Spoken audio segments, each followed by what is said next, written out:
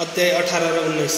ब्रह्मज्ञानको निमित्त ललायत एउटा व्यक्तिको साथ बाबाले कस्तो प्रकारको व्यवहार गर्नुभयो भन्न वर्णन हेमाड पन्तले 2, 16 र 17 अध्यायमा गरेका छन्। अब हेमाड पन्तमाथि कस्तो प्रकारले बाबाले अनुग्रह गरी असल विचारहरूलाई प्रोत्साहन दिई उनीलाई सफलीभूत पार्नुभयो र त्यस्तै आत्मनिमित्त र परिश्रमको सम्बन्धमा कस्तो किसिमले उपदेश गर्नुभयो भन्ने कुराहरू यी 2 अध्यायमा वर्णन गरिनेछ। पहिलो विषय, सद्गुरु पहिले आफ्ना शिष्यको योग्यता उपर विशेष ध्यान दिन्छन्। उसको चित्तलाई कति पनि डाबाडोल नगरेर उसलाई उपयुक्त उपदेशतिर, उसलाई आत्मानुभूतितिर प्रेरित गर्छन्। यस सम्बन्धमा जो शिक्षा या उपदेश सद्गुरुबाट प्राप्त हुन्छ त्यो अरू मानिसहरूमा प्रसारित गर्नुहुन्न भन्ने केही मानिसहरूको विचार छ। त्यो प्रकट गरिदिनाले त्यसको महत्त्व घट्न जान्छ भन्ने धारणा पनि हुन्छ। तिनीहरूको वास्तवमा यो दृष्टिकोण सङ्कुचित हो। सद्गुरु त सबै ठाउँमा समान रूपले वर्षा ऋतुको मेघ जस्तै हो। उनी आफ्नो अमृत जस्तो उपदेशहरूलाई विस्तृत क्षेत्रमा प्रसारित गर्दछन्। पहिले त उनको सारांशलाई ग्रहण गरी आत्मसात गर्नु अनि साँघुरो भावना नलिएर अरू मानिसहरूमा प्रचार गर्नु यो नियम जागा भएको र सपना देखेको छ। दुवै अवस्थामा प्राप्त उपदेशहरूको निमित्त उदाहरणको लागि बुद्धको औशिष ऋषिले सपनामा पाएका प्रसिद्ध राम रक्षा स्त्रोत र साधारण जनताको हितको लागि प्रकट गरिदिएका थिए। जस्तो किसिमले एउटी दयालु आमा बालकको उपचारको लागि तितो औषधि बलपूर्वक प्रयोग गर्छिन्, त्यसरी नै श्री साई बाबा पनि आफ्नो भक्तहरूको कल्याणको लागि नै उपदेश दिने गर्नुहुन्थ्यो। उहाँ आफ्नो पद्धति गुप्ता नराखेर पुरै स्पष्ट पार्ने कुरामा नै बढी महत्त्व दिनुहुन्थ्यो। यसकारण जो भक्तहरूले उहाँको उपदेशहरूलाई पूर्ण रूपले पालना गरे तिनीहरू आफ्नो ध्येय प्राप्त गर्न सफल भए। श्री साई बाबा जस्ता सद्गुरु नै ज्ञान क्षीणहरूलाई खोलेर आत्माको दिव्यमाको अनुभव गराइदिन समर्थ हुन्छ। श्री साठे, एक महानुभावको नाम श्री साठे थियो। कार्फडरको शासनकालमा कैयौँ वर्ष पहिले तिनलाई केही ख्याति प्राप्त भइसकेको थियो। यो शासनकाललाई बम्बईका गभर्नर लर्डले दमन गरिदिएका थिए। श्री साठेलाई व्यापारमा धेरै हानि भयो र परिस्थिति विपरीत हुन गएकाले उनीलाई ठुलो धक्का लाग्यो। उनी अत्यन्त दुखित र निराश हुन गए र अशान्तिपूर्ण भएकाले उनी घर छोडेर कुनै एकान्त ठाउँमा बस्न जाने विचार गर्न लागे। धेरैजसो मान्छेहरूलाई ईश्वरको सम्झना आपत्तिको समयमा तथा नराम्रा दिनहरूमा नै आउँछ र उनीहरूको विश्वास पनि ईश्वरप्रति यसै समयमा बढ्न जान्छ। अनि उनीहरू कष्ट हटाइदिनको लागि भगवानसँग प्रार्थना गर्न लाग्छन्। यदि उनीहरूको पाप कर्म बाँकी रहेनछ भने त भगवानले पनि तिनीहरूको भेट कुनै सत्सङ्ग गराइदिनुहुन्छ जसले उनीहरूको कल्याणको निमित्त नै उचित बाटो बताइदिन्छन्। यस्तै नै श्री साठेको साथ भयो। उनका एक मित्रले उनीलाई सिरणी जाने सल्लाह दिए, जहाँ मनको शान्ति प्राप्त गर्न र इच्छा पूर्ण गर्नको निमित्त देशका कुना कुनाबाट झुट मानिसहरू आइरहेका हुन्छन्। उनीलाई यो विचार ज्यादै राम्रो लागेर सन् 1917मा उनी सिरणी गए। बाबाको सनातन पूर्ण ब्रह्म स्वयं प्रकाशमान निर्मल एवं विशुद्ध स्वरूपको दर्शन गरेर मनको व्याग्रता नष्ट हुन गयो र उनको चित्त शान्त र स्थिर हुन गयो। बितेका जन्महरूको शुभ कर्महरूको फलस्वरूप नै आज म श्री साई बाबाको पवित्र चरणसम्म पुग्न समर्थ हुन सकेको छु भन्ने कुरा उनले सोचे। श्री साठे दृढ सङ्कल्पका व्यक्ति थिए। यसैले उनले तुरुन्तै गुरु चरित्रको प्रारम्भ गरिदिए। जब एक सातामा नै चरित्रको प्रथम आवृत्ति समाप्त भयो अनि बाबाले त्यसै रातमा उनीलाई एउटा सपना दिनुभयो जो यस प्रकारको छ। बाबाले आफ्नो हातमा गुरु चरित्र लिनुभएको छ र श्री साठेलाई कुनै विषय सम्झाइरहनु भएको छ। साथै श्री साठे अगाडि बसेर ध्यानपूर्वक सुनिरहेका छन्। निद्रा भङ्ग हुनसाथ सपना सम्झेर उनी ज्यादै खुसी भए। यस्तो किसिमको अचेतन अवस्थामा पल्टिरहेका उनीलाई उठाएर गुरु चरित्रको अमृत पान गर्ने मौका प्रदान गर्नु बाबाको उनी उपर अत्यन्त कृपा हो भन्ने विचार उनले गरे। उनले यो सपना श्री काका साहेब दीक्षितलाई सुनाए। यसको वास्तविक अर्थ के हो तथा के एक साताको प्राण नै मेरो लागि प्राप्त छ अथवा फेरि प्रारम्भ गुरु भनी जान्न श्री साई बाबासँग प्रार्थना गरिदिनुहोस् भने श्री काका साहेब दीक्षितले उचित मौका पाएर बाबासँग सोधे, हे देव, त्यो दृष्टान्तबाट हजुरले श्री साठेलाई के उपदेश दिनुभएको हो कि उनीले प्रायण सप्ताह स्थगित गरून्? उनी एउटा सरल हृदयका भक्त हुन्, त्यसैले हजुरले उनको मनको कामना पूर्ण गरिदिनुहोस्। साथै हे देव, कृपया गरेर उनलाई यो सपनाको वास्तविक अर्थ पनि सम्झाइदिनुहोस्। यो सुनेर बाबाले भन्नुभयो, उनले गुरु चरित्रको अरू 1 सप्ताह प्रायण गर्नु उचित छ। उनले ध्यानपूर्वक पाठ गरे भने उनको चित्त शुद्ध हुन जानेछ र चाँडै नै कल्याण हुनेछ। ईश्वर पनि प्रसन्न भएर उनीलाई भव बन्धनबाट मुक्त गरिदिनु हुनेछ। यो मौकामा श्री हेमाड पन्त पनि त्यही उपस्थित थिए र बाबाको चरण कमलको सेवा गरिरहेका थिए। बाबाको कुरा सुनेर उनले विचार गरे, साठेलाई केवल सप्ताह पारायणबाट नै मनोवाञ्छित फल प्राप्त भयो। मैले त गत 40 वर्षदेखि गुरु चरित्रको पारायण गरिरहेको छु, जसको केही परिणाम अझसम्म निस्केको छैन। उनको केवल 7 दिनको सिरणीको बसाइ नै सफल भयो अनि मेरो गत 7 वर्षको सहवास व्यर्थ भयो त म माथि अमृत वर्षा गरियोस् भनी चातक पंक्षी जस्तै भई म सधैँ त्यो कृपाघनको बाटो हेरिरहेँ। उहाँले कहिले पनि मलाई आफ्नो उपदेश दिने कृपा गर्नुहोला। उनको मस्तिष्कमा यो विचार आउँदैमा बाबालाई सबै जानकारी भयो। भक्तहरूको सम्पूर्ण विचारहरू जानेर बाबा उनीहरूको कुविचारहरूलाई दमन गरी असल विचारहरूलाई प्रोत्साहित गर्नुहुन्थ्यो भन्ने कुरा भक्तहरूले सधैँ नै अनुभव गरेका छन्। हेमाड पन्तको यस्तो विचार जानेर बाबाले उनीलाई सामा कहाँ जाऊ र कोही नसमयसम्म उनीसँग वार्तालाप गरी 15 रुपियाँ दक्षिणा लिएर आऊ भनी तुरुन्तै आज्ञा दिनुभयो। बाबालाई दया आएथ्यो, त्यसकारण उहाँले यस्तो आज्ञा दिनुभयो। आज्ञालाई अनाथ गर्ने साहस पनि कसरी थियो र? श्री हेमाड पन्त तुरुन्तै सामाको घरमा पुगे। यो समयमा सामा नुहाएर धोती फेर्न लागिरहेका थिए। उनी बाहिर आएर हेमाड पन्तसँग सोधे, तपाईँ कहाँ कसरी? तपाईँ मस्जिदबाटै आउँदै हुनुहुन्छ भन्ने लाग्दछ र तपाईँ यस्तो चिन्तित र उदास किन हुनुहुन्छ? तपाईँ एक्लै नै किन आउनुभएको? आउनुहोस्, बस्नुहोस् र अलिकति विश्राम गर्नुहोस्। म पूजा आदिबाट निवृत्त भइन्जेल तपाईँ कृपापूर्वक पान आदि लिनुहोस्, त्यसपछि नै म र तपाईँ सुखपूर्वक वार्तालाप गरौँ। यति भनेर उनी भित्र गए। दलानमा बस्दा बस्दै हेमाड पन्तको दृष्टि अचानक झ्यालमा राखिएको नाथ भागवत माथि पर्यो। नाथ भागवत एक नाथद्वारा रचित महाभागवतको 11औं स्कन्द उपर मराठी भाषामा गरिएको एउटा टीका हो। श्री साईबाबाको आज्ञाअनुसार श्री बापू साहेब जोग 2 श्री काका साहेब दीक्षित श्रेणीमा सधैँ भावार्थ दीपिका या ज्ञानेश्वरी नामको मिराठी टीका सहित भगवत गीताको, नाथ भगवतको र एकनाथको महान ग्रन्थ भावार्थ रामायणको पाठ गर्दथे। भक्तगण बाबासँग कुनै प्रश्न सुन्न आए भने उहाँले कहिले आंशिक उत्तर दिनुहुन्थ्यो र कहिले तिनीहरूलाई माथि भनिएको भागवत र त्यस्तै अरू प्रमुख ग्रन्थहरू सुन्न भन्नुहुन्थ्यो, जो सुनेपछि भक्तहरूलाई आफ्ना प्रश्नहरूका पूरा रूपले सन्तोषप्रद उत्तर प्राप्त हुन जान्थ्यो। श्री हेमाड पन्त सधैँ नै नाथ भागवतका केही अंशहरू पाठ गर्दथे। आज बिहान मस्जिद जाने समयमा केही भक्तहरूले सत्सङ्गतको कारणले उनले आफ्नो नित्य नियमानुसारको पाठ अधुरो नै छोडिदिएथे। जसै उनले त्यो ग्रन्थ उठाएर पल्टाए अनि त आफ्नो अर्पण भागको पुष्ट अगाडि देखेर उनीलाई आश्चर्य लाग्यो। बाबाले यसै कारणले नै मलाई यहाँ पठाउनु भएको रहेछ, ताकि म आफ्नो बाँकी पाठ पूरा गरौँ भन्ने यो कुरा उनले सोचे अनि उनले बाँकी अंशको पाठ प्रारम्भ गरिदिए। पाठ पूरा हुन साथ नै सामा पनि बाहिर आएर उनीहरू 2 जनामा वार्तालाप हुन लाग्यो। हेमाड पन्तले भने, म बाबाको एउटा सन्देश लिएर तपाईँ कहाँ आएको हुँ। उहाँले मलाई तपाईँसँग 15 रुपियाँ दक्षिणा ल्याउने तथा केही बेर वार्तालाप गरी तपाईँलाई आफैसँग लिएर मस्जिद फर्केर आउने आज्ञा दिनुभएको छ।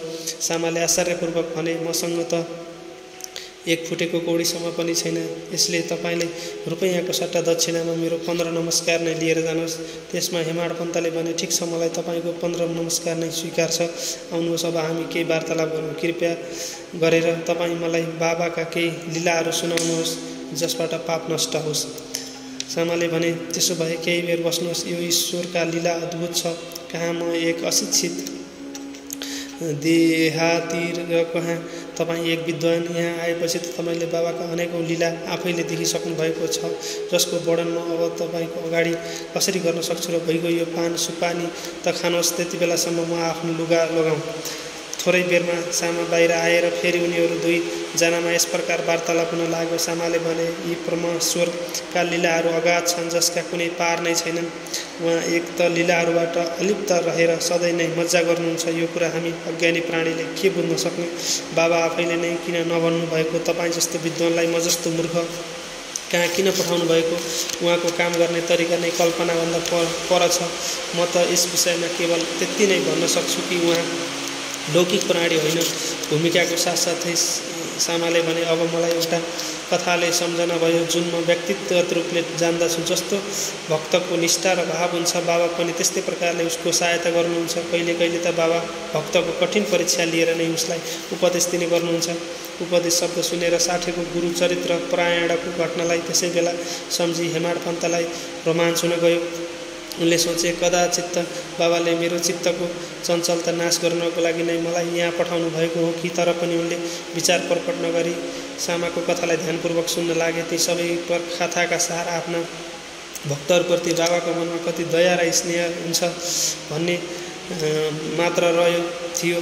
यही कथाहरूलाई सुनेर हेमाड पन्तलाई भित्री तहको उल्लासको अनुभव हुन लाग्यो अनि सामाले तल लेखिएको कथा भने। श्रीमती राधालाई देशमुख। एक समय खासाबा देशमुखकी वृद्ध आमा श्रीमती राधालाई बाबाको कीर्ति सुनेर सङ्गमनेरका मानिसहरूको साथ सिरणी आइन्। बाबाको श्री दर्शन गरेर उनीलाई अत्यन्त खुसी लाग्यो। श्री साई चरणमा उनको अटल श्रद्धा थियो। यसले नै उनले जसरी भए पनि बाबालाई आफ्नो गुरु बनाएर उहाँबाट उपदेश ग्रहण गर्नै पर्छ भनी निश्चय गरिन्। आमरण अनसनको दृढ निश्चय गरी उनको विश्राम गृहमा आएर अन्न जल छोडिदिन्। यस प्रकार 3 दिन बित्न गयो। म यी वृद्धाको अग्नि परीक्षाबाट बिल्कुलै डराएर बाबासँग प्रार्थना गर्न लागे। देव, हजुरले अब यो के गर्न आरम्भ गरिदिनु भयो? यस्ता कति मानिसहरूलाई हजुरले आकर्षित गर्नुहुन्छ। हठपूर्वक हजुर उप आराधित भएकी ती बुढी महिलासँग हजुर पूर्ण परिचित हुनुहुन्छ। यदि हजुरले कृपा दृष्टि गरी तिनलाई उपदेश दिनु भएन र यदि दुर्भाग्यवश तिनलाई केही हुन गयो भने मानिसहरूले व्यर्थ नै हजुरहरूलाई दोषी ठहराउनेछन् अनि बाबाबाट उपदेश प्राप्त नभएको कारणले तिनको मृत्यु हुन गयो भन्ने छन्। त्यसैले अब दया गरी तिनलाई आशिष र उपदेश दिनुहोस्। वृद्धाको यस्तो दृढ निश्चय देखेर बाबाले तिनलाई आफूकहाँ बोलाउनु भयो र मिठो उपदेश दिए। तिनको मनोवृत्ति परिवर्तन गरेर भन्नुभयो, हे माता, किन व्यर्थमा तपाईँ यातना सहेर मृत्युलाई अँगाल्न खोज्नुहुन्छ? तपाईँ मेरो आमा र म तपाईँको छोरो। तपाईँ ममाथि दया गर्नुहोस् र जे जति म भन्छु त्यसलाई ध्यानपूर्वक सुन्नुहोस्। म मेरो आफ्नै कथा तपाईँलाई भन्दछु र यदि तपाईँले यसलाई ध्यानपूर्वक सुन्नुभयो भने तपाईँलाई अवश्य नै ठुलो शान्ति मिल्नेछ। मेरो एक गुरु जो ठुलो सिद्ध पुरुष हुनुहुन्थ्यो, ममाथि बडो दयालु हुनुहुन्थ्यो। धेरै कालसम्म मैले उहाँको सेवा गर्दै रहे तापनि उहाँले मेरो कामना कहिल्यै मन्त्र फुक्नु भएन। म उहाँसँग कहिल्यै छुट्टिन पनि चाहन्नथेँ। उहाँको सेवा गरी जुन प्रकारले पनि सम्भव हुन्छ मन्त्र प्राप्त गरौँ भन्ने मेरो प्रबल उत्कण्ठा थियो। तर उहाँको रीति त अनैठो नै थियो। उहाँले पहिले मेरो मुण्डन गरी मसँग दक्षिणामा 2 पैसा माग्नुभयो, जो मैले तुरुन्तै नै दिएँ। मेरा गुरु जब पूर्णकाम हुनुहुन्थ्यो त उहाँले पैसा माग्न सुहाउँथ्यो अनि फेरि उहाँलाई विरक्त पनि कसरी भन्न सकिन्थ्यो त भनी तपाईँले प्रश्न गर्नुभयो भने यसको उत्तर केवल यही हो कि उहाँलाई काचन सपनामा पनि आवश्यकता नहुँदा उहाँ त्यसको वास्ते गर्नुहुन्न थियो। ती 2 पैसाको अर्थ त यस्तो थियो, दृढ निष्ठा, धैर्य। जब मैले यी दुवै कुरा अर्पण गरिदिएँ अनि त उहाँ अत्यन्त प्रसन्न हुनुभयो। मैले वर्ष उहाँका श्री चरणको सेवामा नै बिताएँ। उहाँले नै मेरो भरण पोषण गर्नुभयो। त्यसैले मलाई भोजन 2 वस्त्रको केही अभाव थिएन। उहाँ प्रेमको मूर्ति हुनुहुन्थ्यो, अथवा यो भन्नुहोस् कि उहाँ प्रेमको साक्षात अवतार हुनुहुन्थ्यो। म उपर उहाँको ज्यादै नै स्नेह भएकाले म उहाँको खास वर्णन नै कसरी गर्न सक्छु र उहाँ बराबरको कुनै गुरु बिरलै मिल्लान्। उहाँतिर मैले निहारेको बखतमा मलाई उहाँ गम्भीर मुद्रामा ध्यानमग्न हुनुहुन्छ भन्ने जस्तो लाग्थ्यो अनि हामी दुवै आनन्दित हुन जान्थ्यौँ। 8 पहर म एक ट्रक लगाएर उहाँकै श्रीमुखतिर निहार्ने गर्थेँ। मैले भोक प्यासको पत्तो पनि हराएँ। उहाँको दर्शन बिना म अशान्त हुन जान्थेँ। गुरु सेवाको चिन्ता बाहेक मेरो लागि अरू सोच्नुपर्ने विषय या वस्तु नै थिएन। मलाई त सदैव उहाँकै ध्यान रहन्थ्यो। त्यसैले मेरो मन उहाँकै चरण कमलमा मग्न हुन गयो। यो हो 1 पैसाको दक्षिणा, धैर्य हो अर्को पैसा। मैले धैर्यपूर्वक धेरै कालसम्म प्रतीक्षा गरी गुरु सेवा गर्दै रहेँ। यही धैर्यले तपाईँलाई पनि भावसागर पार गरिदिनेछ। धैर्य नै मनुष्यको मनुष्य हो। धैर्य धारण गर्नाले सम्पूर्ण पाप र मोह नष्ट भई हर प्रकारको सङ्कट दूर हुन्छ न तथा डर हराउँदै जान्छ। यस प्रकारले तपाईँलाई पनि आफ्नो ध्येयको प्राप्ति हुन जानेछ। धैर्य त गुणहरूको खानी र उत्तम विचारहरूको जननी हो। निष्ठा र धैर्य 2 जुम्ल्या बहिनीहरू जस्तै हुन् जसमा परस्पर प्रगाढ प्रेम हुन्छ। मेरो गुरु मसँग कुनै वस्तुको आकाङ्क्षा राख्नु हुँदैनथ्यो। उहाँले कहिल्यै मेरो उपेक्षा गर्नु भएन, बरु सधैँ नै रक्षा गर्दै रहनुभयो। हुन त म सधैँ नै उहाँकै चरणको नजिक नै रहन्थेँ, तर पनि कहिल्यै कुनै अरू ठाउँहरूमा गइहाले पनि मेरो प्रेममा कहिल्यै कमी भएन। कसरी कछुई आफ्नो नजिकै रहेका वा नदीको पार रहेका दुवै थरी बच्चालाई आफ्नो प्रेम दृष्टिले पालन गर्दछे, त्यसरी नै उहाँ सदैव म उप कृपा दृष्टि राख्नुहुन्थ्यो। त्यसैले हे आमा, मेरा गुरुले त मलाई कुनै मन्त्र सिकाउनु भएकै छैन भने म तपाईँको कानमा कुन मन्त्र फुकौँ? केवल यति मात्रै ध्यान राख्नुहोस् कि गुरुको पनि कछुकै समान नै प्रेम दृष्टिबाट हामीलाई सन्तोष प्राप्त हुन्छ। यसकारण व्यर्थमा कसैबाट उपदेश प्राप्त गर्ने प्रयास नगर्नुहोस्। मलाई नै आफ्ना विचारहरूको र कर्महरूको मुख्य ध्येय बनाउनुहोस् अनि तपाईँलाई निस्सन्देश नै परमार्थको प्राप्ति हुन जानेछ। मतर्फ अन्य भावले हेर्नुभयो भने म पनि तपाईँतर्फ त्यसरी नै हेर्नेछु। यो मस्जिदमा बसेर सत्य नै बोल्दछु कि कुनै साधनाहरू वा शास्त्रहरूको अध्ययनको आवश्यकता छैन। केवल गुरुमा विश्वास नै पर्याप्त छ। पूर्ण विश्वास राख्नुहोस् कि गुरु नै कर्ता हो अनि त्यो व्यक्ति नै धन्य हो जो गुरुको महानतासँग परिचित छ र उनीहरू हरि, हर र ब्रह्मा तीन मूर्तिको अवतार सम्झिन्छन्। यस्तो किसिमले सम्झाउनाले वृद्ध महिलालाई सान्त्वना मिल्यो र उनले बाबालाई ढोगेर आफ्नो उपवास त्याग दिइन्। त्यो कथा ध्यानपूर्वक एकाग्र भई सुनेर तथा माथि भनिएको अर्थ उप विचार गरेर हेमाड पन्तलाई बडो आश्चर्य भयो। उनको हृदय भरिएर आयो र उनीलाई रोमाञ्च हुन गयो। अत्यन्त आनन्द विभोर हुन जानाले उनको घाँटी रोकियो र उनीले मुखबाट एक शब्द पनि बोल्न सकेनन्। उनको यस्तो स्थिति देखेर सामाले सोधे, तपाईँ यस्तो स्तब्ध जडीबुट किन हुनुभयो? कुरा के हो? बाबाका त यस्ता किसिमका लीलाहरू अनगिन्ती छन् जसको वर्णन म कुन मुखले गरौँ? ठिक त्यसै समयमा मस्जिदमा घण्टा बज्न लाग्यो जो मध्य दिनको पूजाको र आरतीको आरम्भ जनाउने थियो। अनि सामा र हेमाङ पन्त पनि तुरुन्तै मस्जिदतर्फ हिँडे।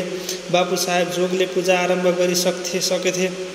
सहनी मानिसहरू मस्जिदमा माथि खडा थिए र पुरुष वर्ग तल मण्डपमा सबै उच्च स्वरमा बाजाको साथ आरती गाइरहेका थिए। त्यसबेला हेमाड पन्तको हात समातेका सामा पनि माथि पुगेर उनी बाबाको दाहिनेतिर र हेमाड पन्त बाबाको अगाडि बसे। उनीलाई देखेर बाबाले सामासँग ल्याएको दक्षिणा दिनको लागि भन्नुभयो।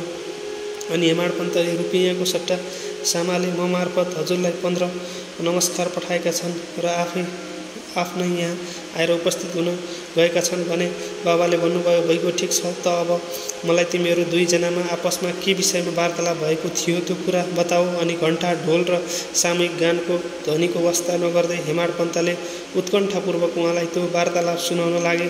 बाबा पनि सुन्नलाई ज्यादै उत्सुक हुनुहुन्थ्यो। त्यसैले उहाँ तकिया छोडेर थोरै अगाडि झुक्नुभयो। हेमाड पन्तले भने वार्ता ज्यादै आनन्ददायी थियो। विशेष गरेर ती वृद्ध महिलाको कथा त यस्तो अद्भुत थियो कि त्यसलाई सुनेर मलाई तुरुन्तै विचार आयो कि हजुरका लीलाहरू अगाध छन् र यो कथाको आधारमा हजुरले म उप विशेष कृपा गर्नुभयो। अनि बाबाले भन्नुभयो, यो त ज्यादै आश्चर्यपूर्ण कुरा हो। अब मेरो तिमी उप कृपा कसरी भयो यसको पुरा विवरण सुनाऊ। उनले पनि केही समय अघि सुनि उनको हृदय पटलमा अङ्कित भइसकेको सबै वार्तालाप बाबालाई सुनाइदिए। वार्ता सुनेर बाबा ज्यादै प्रसन्न भई भन्न लाग्नुभयो, के कथाबाट प्रभावित भएर त्यसको अर्थ पनि तिमीले बुझ्यौ? हेमाड पन्तले उत्तर दिए, हो बाबा, बुझे। त्यसबाट मेरो चित्तको चञ्चलता नाश हुन गएको छ। अब सच्चा रूपमा म वास्तविक शान्ति र सुखको अनुभव गरिरहेको छु। साथै मलाई साँचो बाटोको पत्ता लागेको छ। अनि त्यसपछि बाबाले भन्नुभयो, सुन, मेरो पद्धति पनि अद्वितीय छ। यदि यो कथाको सम्झना राखी छोड्यौ भने यो ज्यादै नै उपयोगी सिद्ध हुनेछ। आत्मज्ञान प्राप्त गर्नको लागि ध्यान अत्यन्त आवश्यक छ। यदि तिमीले त्यसको निरन्तर अभ्यास गरिरह्यौ भने खराब प्रवृत्तिहरू शान्त हुन जानेछन्। तिमीले अशक्तिरहित भएर सबै प्राणीहरूमा व्याप्त ईश्वरको ध्यान सदैव गर्नुपर्छ। जब यस प्रकार मन एकाग्र हुन जाला अनि तिमीलाई ध्येयको प्राप्ति हुन जानेछ। मेरो निराकार सच्चिदानन्द स्वरूपको ध्यान गर। यदि तिमीले आफूलाई यसो गर्न असमर्थ मान्यौ भने तिमीले दिनरात यहाँ देखेको साकार स्वरूपकै ध्यान गए।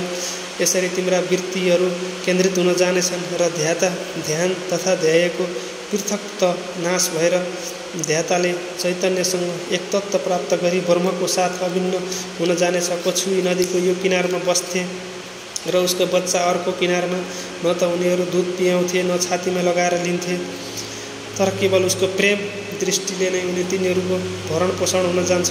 साना बच्चा पनि केही नगरी केवल आफ्नो आमाकै सम्झना गरिरहन्छन्। ती ससाना बच्चाहरू उप गरेको कछुईको दृष्टिले नै उनीहरूलाई अमृत तुल्य आहार र आनन्द प्रदान गर्छ। गुरु शिष्यको सम्बन्ध पनि त्यस्तै हो।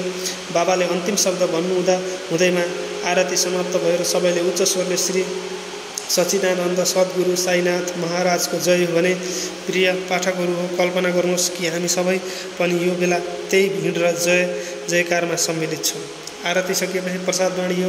बापू साहेब जोगले सधैँको झैँ अगाडि बढेर बाबालाई ढोगी केही मिश्रीको प्रसाद चढाए। यो मिश्री हेमन्त पन्तलाई दिएर उहाँले भन्नुभयो, यदि तिमीले यो कथालाई राम्ररी सधैँ नै सम्झना गरिराख्यौ भने तिम्रो स्थिति पनि यो मिश्रीको समान नै मधुर भएर सम्पूर्ण इच्छाहरू पुरा हुन जानेछन् र तिमी खुसी हुन जानेछौ। हेमाड पन्तले बाबालाई साष्टाङ्ग प्रमाण गरेर स्तुति गरे, प्रभु यसरी नै दया गरेर सदैव मेरो रक्षा गरिराख्नुहोस्। अनि बाबाले आशीर्वाद दिएर भन्नुभयो, यी कथाहरूलाई सुनेर सधैँ मनन र निधि त्यासन गरी सबै तत्त्वहरूलाई ग्रहण गर अनि तिमीलाई ईश्वरको सधैँ स्मरण तथा ध्यान रहिरहनेछ। उहाँले स्वयं तिम्रो अगाडि आफ्नो स्वरूपलाई प्रकट गरिदिनुहुनेछ। प्यारा पाठकहरूको हेमाड पन्तलाई त्यसबेला राम्ररी मिश्रीको प्रसाद मिल्यो। त्यही नै आज हामीलाई कथामृतको रूपमा पान गर्ने अवसर प्राप्त भयो। आउनुहोस् हामी पनि त्यो कथालाई मनन गरौँ र त्यसको सार ग्रहण गरी बाबाको कृपाबाट स्वस्थ र सुखी हुन जाउँ। 19औं अध्यायको अन्त्यमा हेमाड पन्तले केही अरू विषयहरूको पनि वर्णन गरेका छन् जो यहाँ दिएको छ। आफ्नो व्यवहारबाट सम्बन्धमा बाबाको उपदेश। तल दिएका अमूल्य वचन सर्वसाधारण व्यक्तिहरूको लागि हुन्। यदि तिनलाई ध्यानमा राखेर आचरणमा ल्याइयो भने सदैव कल्याण हुनेछ। कसैसँग कुनै पहिलो नाता या सम्बन्ध नभए कोही कसैसँग जाँदैन। यदि कुनै मानिस या प्राणी तिमी कहाँ आएमा उसलाई असम्भव तरिकाले नहटाऊ। उसलाई स्वागत गरेर आदरपूर्वक व्यवहार गर। यदि तिर्खाएकोलाई जल, भोकले सताइरहेकोलाई भोजन, नाङ्गालाई वस्त्र र आगन्तुकलाई आफ्नो दलान विश्राम गर्नको लागि दियो भने भगवान् श्रीहरि तिमीसँग निस्सन्देश प्रसन्न हुनुहुनेछ। यदि कसैले तिमीसँग धन माग्यो र तिम्रो दिने इच्छा छैन भने नदेऊ, तर उसको साथ कुकुरको जस्तो व्यवहार नगर। कसैले तिम्रो कति नै निन्दा किन नगरोस् तर पनि कटु उत्तर दिएर त्यस उप क्रोध नगर। यदि यस्तो किसिमले यस्ता प्रसङ्गहरूबाट सधैँ नै बच्दै रह्यो भने तिमी सुखी रहनेछौ भन्ने कुरा निश्चित छ।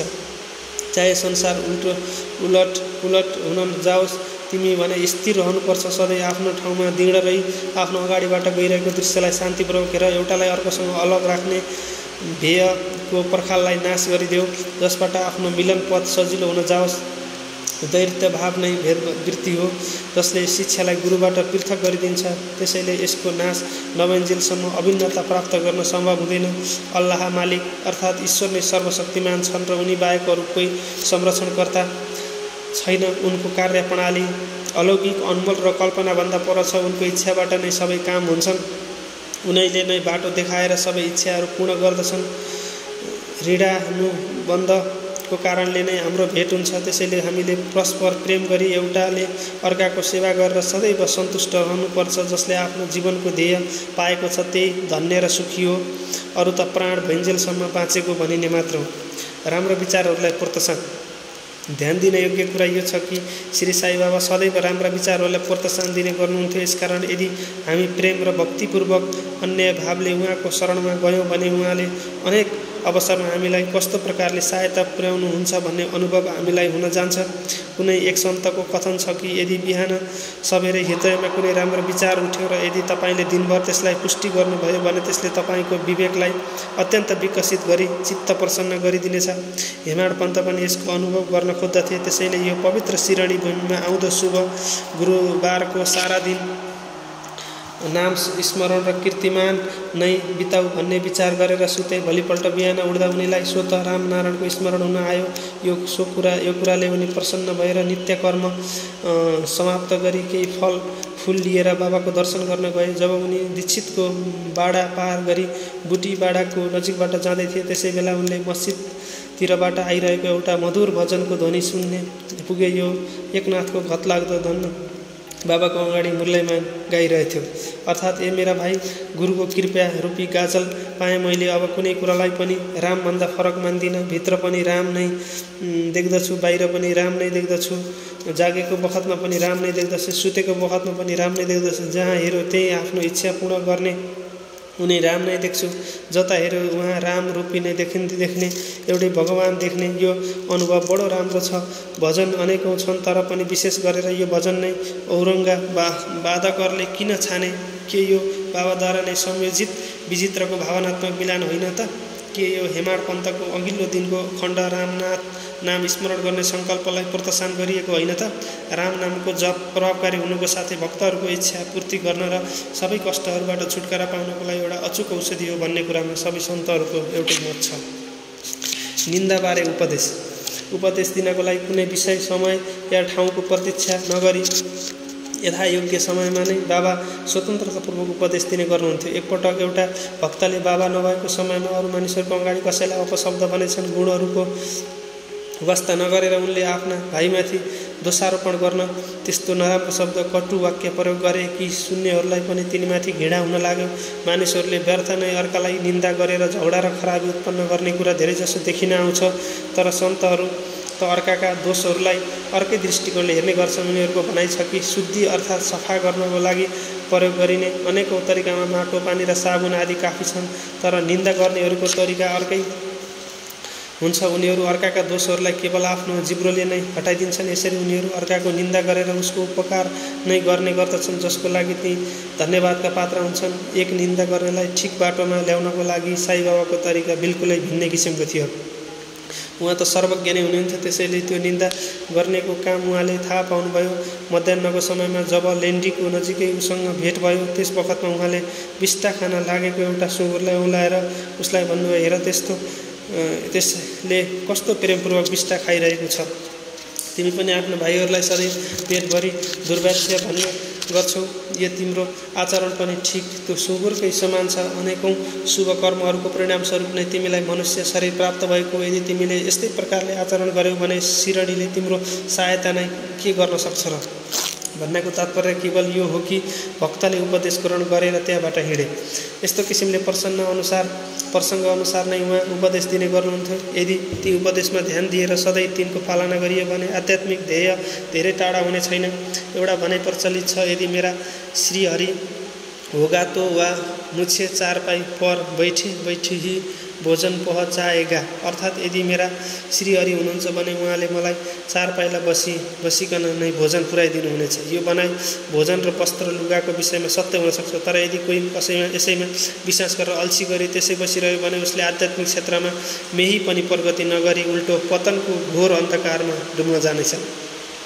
यसले आत्मज्ञान प्राप्तिको लागि प्रत्येक व्यक्तिले निरन्तर परिश्रम गर्नुपर्छ। उसले जति प्रयत्न गर्ला त्यति नै उसको लागि लाभप्रद हुनेछ। बाबाले भन्नुभएको छ, म त सर्वव्यापी हुँ र विश्वका सम्पूर्ण प्राणीहरूको साथै चर अचर सबै वस्तुमा व्याप्त भएर पनि अनन्त छु, जसका दृष्टिमा उहाँ 3.5 हातको मनुष्य हो भन्ने छ। केवल तिनीहरूको भरम हटाउनलाई नै आफै सगुण रूप धारणा गरी अवतार लिनुभएको हो। त्यसैले जो भक्तले अन्याय भावले उहाँको शरणमा आएर दिनरात नै उहाँको ध्यान गर्यो, उसलाई मिठास र मिश्री, लहर र समुद्र तथा आँखा र कान्तिमा हुने अभिन्नता उहाँबाट प्राप्त भयो। जो आवागमनको चक्रबाट मुक्त हुन चाहन्छ, उसले शान्त र स्थिर भएर आफ्नो धार्मिक जीवन बिताओस्।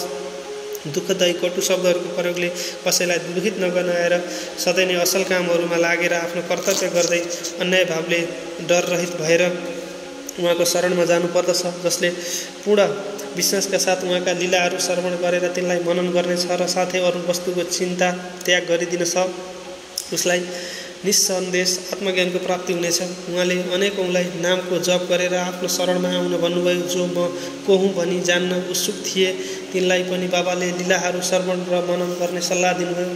कसैलाई भगवानका लीलाहरूको श्रवण, कसैलाई भगवानको पाउ पूजन, त कसैलाई आध्यात्म रामायण, ज्ञानेश्वर र अरू धार्मिक ग्रन्थहरूका पठन र अध्ययन गर्न भन्नुभयो।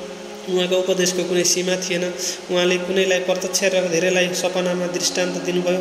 एकपटक त एक मदिरा सेवीको सपनामा प्रकट भएर उसको छातीमाथि चढ्नु भयो र जब उसले मद्यपान त्याग्ने शपथ खायो अनि उसलाई छोडिदिनु भयो। कसैलाई गुरु ब्रह्मा जस्ता सब मन्त्रहरूको अर्थ सपनामा सम्झाउनु भयो। त्यस्तै कोही हठयोगीहरूलाई हठयोग छोड्ने राय दिएर चुपचाप बसी धैर्य गर्न भन्नुभयो।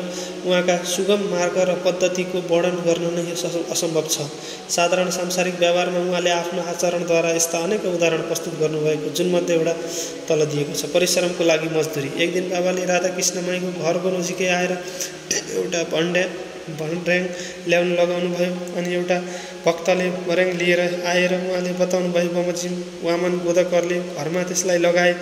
उहाँले श्री साई बाबा उनको घरमाथि चढ्नुभयो र राधाकृष्ण माईको छाप्रोमाथि हुँदै अर्को छेउबाट तल उर्लिनुभयो। यसको अर्थ कसैले बुझेन। राधाकृष्ण माई यो बेला ज्वरोले कापिरहेको थिइन् हुनसक्छ, त्यसैले उनको ज्वरो हटाउनको लागि यो नै पहिले यो काम गर्नुभएको। तल उर्लेपछि तुरुन्तै उहाँले भन्र्याङ ल्याउनेलाई 2 रुपैयाँ पारिश्रमिक दिनुभयो। अनि एउटाले साहस गरेर उहाँसँग यति धेरै पैसा दिनुको मतलब के हो भनी सोध्यो। उहाँले भन्नुभयो कसैबाट पनि परिश्रमको मोल नचुकाइकन काम गराउन हुन्न। काम गर्नेलाई उसको श्रमको निर्णय गरेर उदार हृदयले दिनुपर्छ। यदि बाबाको यो नियमको पालन गरिदिए अर्थात् मजदुरीको भुक्तानी तुरुन्तै भइदिए र त्यो मजदुरहरूको लागि सन्तोषप्रद भइदिए, उनीहरूले बढी राम्रो काम गर्नेछन् र साथै लगनपूर्वक काम गर्नेछन्। अनि त काम छोडाइ र हडतालको कुनै समस्या नै रहने छैन। न मालिक न मजदुरहरूमा वैमनस्यता नै पैदा हुनेछ।